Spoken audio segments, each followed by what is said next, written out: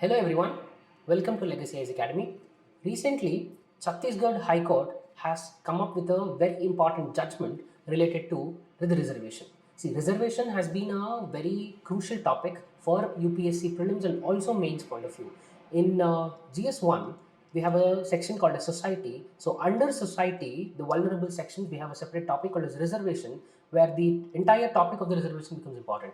So in this context, we will be discussing about the recent issue of Chhattisgarh High Court and also who originated this concept of reservation for the first time and how did it evolve and what is Indra Sohani case, which the Chhattisgarh High Court has said that this is unconstitutional. Okay, according to the Chhattisgarh High Court recent judgment, the 58% quota in the jobs and exams for SC, ST and the OBC is said to be unconstitutional and it was struck down.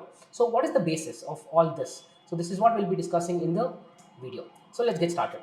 What is the context? We can see here the Chhattisgarh High Court has set aside the government's provision which provides 58% reservation for three communities combined, that is scheduled caste, scheduled tribe and also other backward classes. Okay, all these three communities combined in the state services of the Chhattisgarh. So there was a reservation of 58%. So this was struck down. Okay, this is the context. And what was the judgment? What did the High Court say?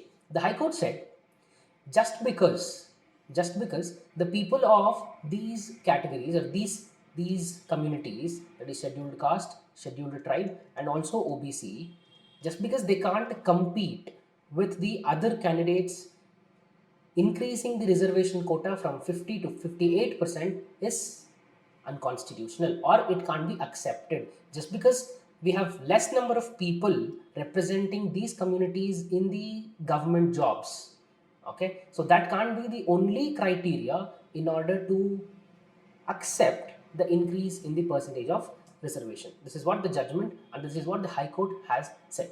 So what is the history of the case? When did this began or what happened? In the year 2012, we can see in the year 2012, way back 10 years before, there was a government notification and the government provision which increased the reservation to 58%. It got increased because you can see here some numbers.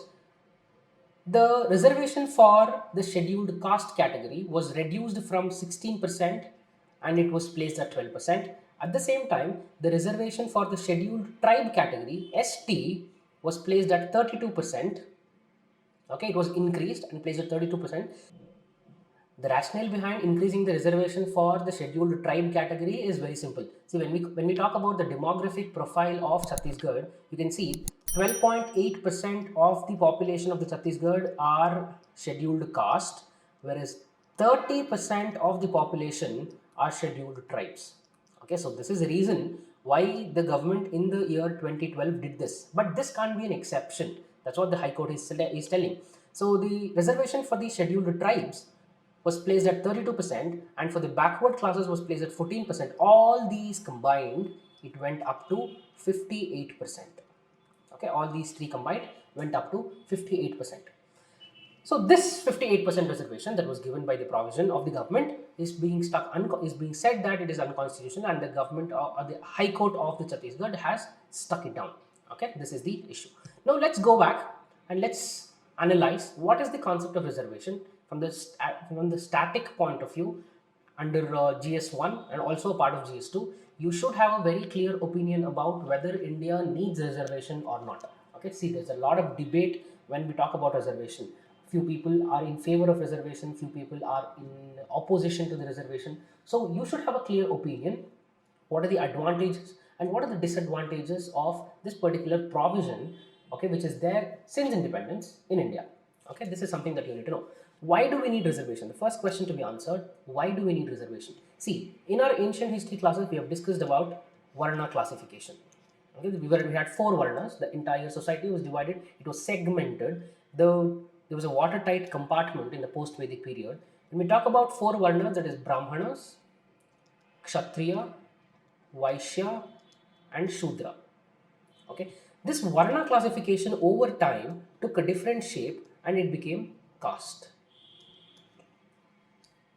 So the lower castes historically from generations and generations, the lower caste has been discriminated and the lower caste have been isolated from education and employment. So, in order to socially promote the lower caste in India, post independence, we have the concept of reservation.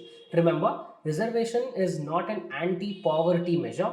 Reservation will not take any economic consideration. So, reservation is purely a social mechanism. Reservation is a social provision and not an economic provision. The historical injustice due to the caste identity and the caste hierarchy was the one which prompted the national leaders post independence in order to come up with a concept called as reservation. Who thought about the reservation for the first time? You can see two people, William Hunter and Jyotirao Phule, in the year 1882 were the first people who talked or who thought something called as reservation concept. So, in the year 1932, the Communal Award, 1933, the British Prime Minister, which is also called as Ramsay MacDonald, which is also called as MacDonald Award.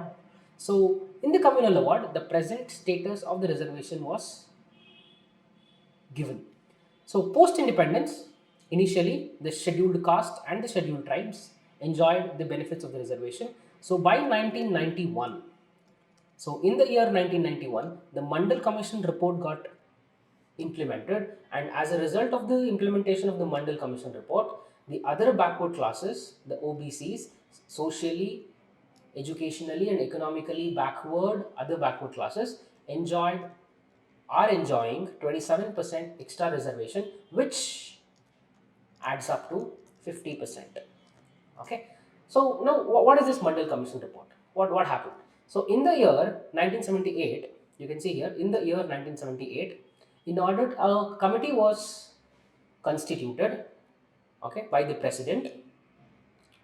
President constituted a committee under the Article 340 of the Constitution in order to examine the backward classes. Okay, in order to examine the backward classes, the commission came forward and said, and it defined socially and educationally backward classes, and it said the socially and educationally backward classes comprise 52% of the India's population, and they should be given 27% reservation in the government jobs, okay, in the education and also the employment. So this is called as Mandal Commission report that got implemented in the year 1991, okay, and the prime minister during this time was a person called VP Singh. Okay, during the time of VP Singh, the Mandal Commission report got implemented. As soon as the Mandal Commission report got implemented, then there was a case in the judiciary, and this case is famously called as Indra Sahani case of 1992. Very important case. See, this is something that you should know when you're talking about reservation. If you don't, or if you forget to mention Indra Sahani case, then your answer is incomplete. Okay, this is as important as the Keshwananda Bharati case. Okay, as important as Minerva Mills case for our constitutional development. This is very important for the reservation.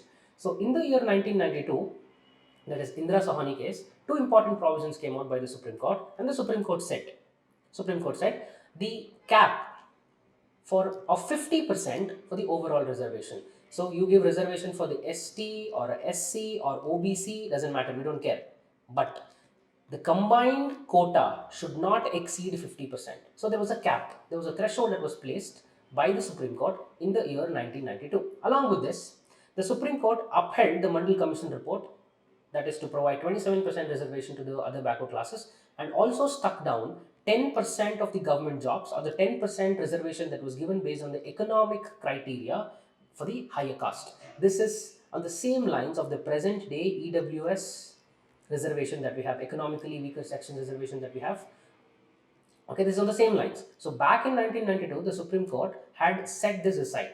Okay, so now what is the issue with the economically weaker sections? How will it turn around? So 103rd constitutional amendment, which was recently passed, guarantees 10% reservation to the higher castes, okay, to the people who do not enjoy the benefits of the reservation, and this is over 50%, which means including this 10%, the reservation becomes 60%, and because of this amendment violates the Supreme Court's judgment of Indra Sahani case. This is what the case is going on in the Supreme Court. Okay, this is yet to be decided. So the 103rd constitutional amendment amended Article 15 and amended Article 16 in order to provide 10% quota to the people who do not enjoy the benefits of reservation. Okay, this is with respect to economically weaker sections. So I think you have liked the video. If you have liked the video, please don't forget to like and share. For more such enriching content, please subscribe to Legacy IAS Academy. Have a nice day. Thank you.